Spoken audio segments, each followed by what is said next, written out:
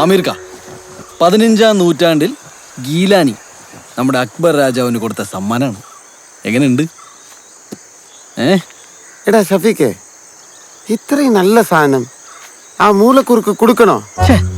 അളിയ, അതാ ഞാനും പറഞ്ഞേ, നമ്മുടെ നാട്ടിൽ ഇങ്ങനെ ഒരു സാധനം കണ്ടിട്ട് പോലും ഇല്ലടാ.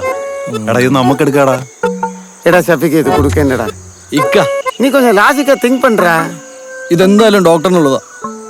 നിങ്ങൾക്ക് അറിയാലോ, ആ ഒറ്റ മനുഷ്യൻ കാരനാണ് ഞാനിപ്പോ മര്യാദയ്ക്ക് നടക്കുന്നതും നിൽക്കുന്നതും ഇരിക്കുന്നതൊക്കെ. ഓർക്കുമ്പോൾ തന്നെ പേടിയാവാണ്. അല്ലെങ്കിലും ഓരോരുത്തർ കഴിക്കുന്ന അരിമണിയിൽ അവരവരുടെ പേരുണ്ടെന്നാണ്. ഞാനിത് മുഴുവൻ തപ്പിട്ട് ആ ഡോക്ടറെ പേരൊന്നും കണ്ടിട്ടില്ല. നിങ്ങൾ രണ്ടുപേരും ഇങ്ങനെ പറയുമ്പോ ഇതെന്തായാലും ഡോക്ടറിന് തന്നെ കൊടുക്കും. പോയി വണ്ടിയിൽ കയറി എല്ലാத்தைയും എടുത്തു കൊടുക്ക്. വേണമെങ്കിൽ എന്റെ ആട്ടവും കൂടെ എടുത്തു കൊടുക്ക്.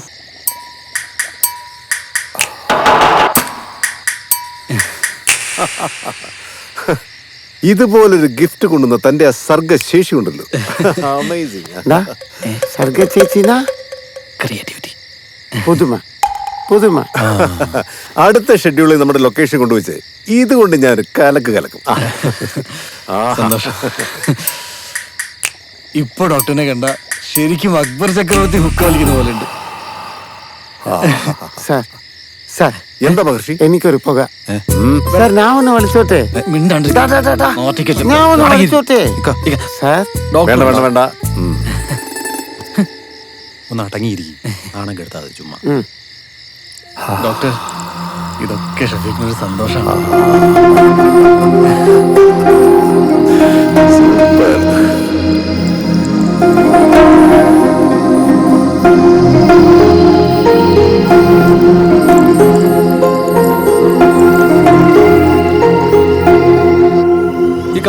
ഒരു സാധനം ഒരാൾക്ക് കൊടുക്കുമ്പോ ഇത്ര ആക്രമണം കാണിക്കാൻ പാടില്ല. ആകെ നാണം കടത്തി കളഞ്ഞു. ഇതുപോലെ ഊതുന്ന സാധനം ഞാൻ കണ്ടിട്ടില്ലടാ ഷഫീഖ്. സത്യോടാ, നീ വീണണ്ട. ഷഫീഖ്, ഷഫീഖ്, ദുബായ് ഷഫീഖ്, ഇറങ്ങ് ഷഫീഖ്. സമാധാനം. എടാ ഷഫീഖ്, നിന്റെ കല്യാണം കഴിഞ്ഞിട്ട് വേണം ഒരു വലി വെട്ടി എന്റെ അമീർഖാനെ വീട്ടിലേക്ക് എത്തിക്കാൻ. ഇക്ക, ഞാൻ അവളെ കെട്ടിയ നിങ്ങൾക്ക് ഓട്ടോ ഇല്ല, വിമാനം കയറാനുള്ള വഴി ഞാൻ തരും. പോരെ? ആട്ടോ മതിരാ. ഓട്ടെങ്ക ഓട്ടോ. ഷഫീഖേ, ഇപ്പൊ ഈ സമയത്ത് അവളെ വീട്ടിലോട്ട് പോണോ? എന്തേ? ഏയ്, അതിന് അവളുടെ വീട്ടിലേക്കല്ല പോണേ, എന്റെ വീട്ടിലേക്കല്ല പോണേ. കം.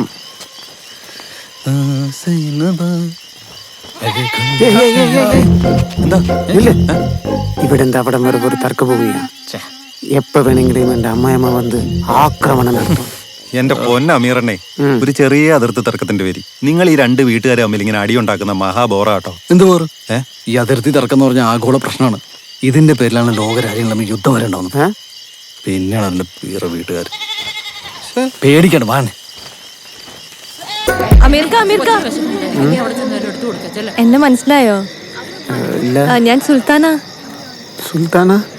സൈനുത്താത്തന്റെ കൂടെ ഞാൻ വീട്ടിലേക്ക് വന്നിട്ടുണ്ട് പണ്ട്. ഓർമ്മയില്ലേ അമീർക്കാക്ക്? ചെറുപ്പത്തിലെ കണ്ട്, ഇപ്പൊ ഇത്രയും വളർന്നിട്ടുണ്ട്. കല്യാണമൊക്കെ എന്തായി? സുൽത്താന കല്യാണമൊക്കെ നോക്കുന്നുണ്ടോ? ഞാൻ നോക്കുന്നുണ്ട്, പക്ഷെ ഒന്നും ആവുന്നില്ല. എനിക്കും ഒരു വലിയൊരു ചെറിയ അതെനിക്കറിയാം. അടുത്ത് തന്നെ നടക്കും. ഞാൻ പോയിട്ട് വരട്ടെ. അമീർക്ക, എന്നാച്ച്? എനിക്കൊരു കാര്യം പറയാനുണ്ടായിരുന്നു. சொல்லுங்க. എന്റെ വീട്ടിലേക്കും പോവാൻ വഴിയില്ല കേട്ടോ.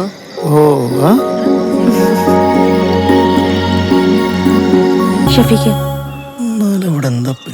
ഷഫീഖ്, എന്താ പറ. എന്റെ എന്താഗ്രഹം നടത്തി തരുമോ? പിന്നെന്താ, ഞാനതിനു വേണ്ടിയില്ല ജീവിക്കുന്നത്. ശരിക്കും?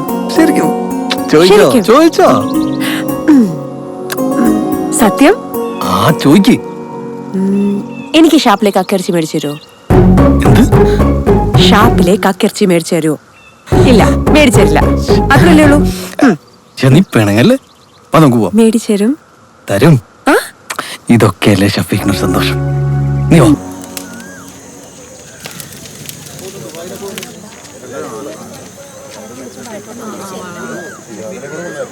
നിങ്ങൾ ആ ഹൈവേ സൈഡിൽ താമസിക്കുന്ന ആ ആൾക്കാരല്ലേ? അതെ. ബന്ധുക്കാരാണോ? ഏയ് യാതൊരു ബന്ധവുമില്ല. ഞാൻ ഇതേ പോകുന്ന സമയത്ത് ബിരിയാണിയുടെ നല്ല മണം അല്പൊന്നോട് കേറിയതാ. ഭക്ഷണം ആപത്തിനെ ഒഴിവാക്കുന്നതാണല്ലോ. അങ്ങനെ ഒഴിവാകുവാണെങ്കിൽ ഇവരുടെ കുറച്ച് ആപത്തുണ്ടെങ്കിൽ അതോട് ഒഴിവായിക്കോട്ടെ. ആയിക്കോട്ടെ. നൈസായിട്ട് ഞാൻ സ്കൂട്ടായി. അസ്സലാമു അലൈക്കും.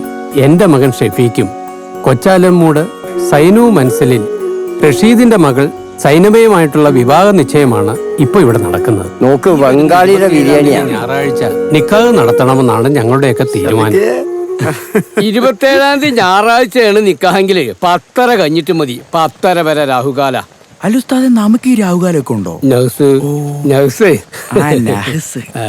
അപ്പോൾ ഇൻഷാ അല്ലാ എല്ലാവരും സഹകരിക്കണം. എന്തായാലും നിശ്ചയം കഴിഞ്ഞതല്ലേ ഉള്ളൂ. ഇപ്പൊ ഇത് അറിഞ്ഞത് പടച്ചവന്റെ കുതിർത്താ. നിക്കാഹ് കഴിഞ്ഞായിരുന്നേ എന്താകുമായിരുന്നു? ഒന്നും അറിയാത്ത നമ്മുടെ മോളും അകത്ത് കിടന്ന് തൂങ്ങേണ്ടി വന്നേനെ അല്ലേ? റഷീദേ, നിന്റെ ഭാഗത്തും തെറ്റുണ്ട് റഷീദേ. തരം നോക്കാതെ മോള് വലിയ പൊടിങ്കോപിക്കരി പിടിച്ചപ്പോ നീ അത് ഒടിച്ചു കൊടുക്കാൻ നിന്നു. നാട്ടിൽ പണിയെടുത്തേ ദീനിയായിട്ട് ജീവിക്കുന്ന എന്തോരം ചെറുപ്പക്കാരുണ്ട്. നിശ്ചയിച്ച ദിവസം തന്നെ നമ്മൾ നമ്മുടെ മോടെ നിക്കാഹ് നടത്തും. നിങ്ങൾ ധൈര്യമായിട്ടിരിക്കാൻ നിക്കാ. കൂടുതലുണ്ടല്ലോ എന്റെ ബാക്കിയാ. ഇരുന്നോട്ടെ കേട്ടോ. ഇന്നാ നിന്റെ പ്രതിഷേധം ചെയ്യിക്കട്ടെ. നൗഷാദേ. ഇക്ക ഇത് നൗഷാദ്. നമ്മുടെ ചന്തമുക്കിലേ ഹലാൽ ബീഫിന്റെ കച്ചവടമാ. നമ്മുടെ സുബൈറിന്റെ മൂത്തുമ്മയുടെ മോനാ. നല്ല പയ്യനാ അവൻ. എന്തുണ്ട് ഇക്ക? വാടാ, ചായ കുടിച്ചിട്ട് വാ. അയ്യോ വേണ്ട, ഇന്ന് മൊഹറത്തിന്റെ നോമ്പാ. കണ്ടോ കണ്ടോ. പോകട്ടെ. അസ്സലാമു അലൈക്കും. വലൈക്കും സലാം. ഇക്കാലത്ത് മോഹത്തിന്റെ നോമ്പ് എടുക്കുന്ന പയ്യന്മാരെ ഞാൻ വേറെ ഇടത്തും കണ്ടിട്ടില്ല. നല്ല അമലുള്ള പയ്യനാ. സണിച്ചോ, എങ്ങനെയുണ്ട് നമ്മുടെ നൗഷാദിന്റെ ഇറച്ചി? അവനെ പോലെ തന്നെയാ, നല്ല പോത്താ. രാവിലെ ബാർക്കപ്പണിക്ക് പോയാൽ മതിയിരുന്നു സേട്ടാ. അതാകുമ്പോ 200 രൂപ കിട്ടും സേട്ടാ. നാട്ടിലൊക്കെ വിളിച്ച് പറഞ്ഞും പോയി. എടോ, ആ ഒരൊറ്റ സീൻ ആലോചിച്ചിട്ട് എനിക്ക് ഊണും ഇല്ല ഉറക്കവും ഇല്ല. മനസ്സിലായി ഡോക്ടറെ? അതല്ല ഡോക്ടറിലെ ക്ലൈമാക്സ് ഷൂട്ട് ചെയ്യാൻ പറ്റില്ല. താൻ ഇനി എന്നെ വിളിക്കാൻ വരില്ല. എനിക്ക് ഷൂട്ടും വേണ്ട, ഒരു കോപ്പ് വേണം. വെച്ചിട്ട് മൂലക്കൊരു വെച്ചിട്ട് പോയിടും.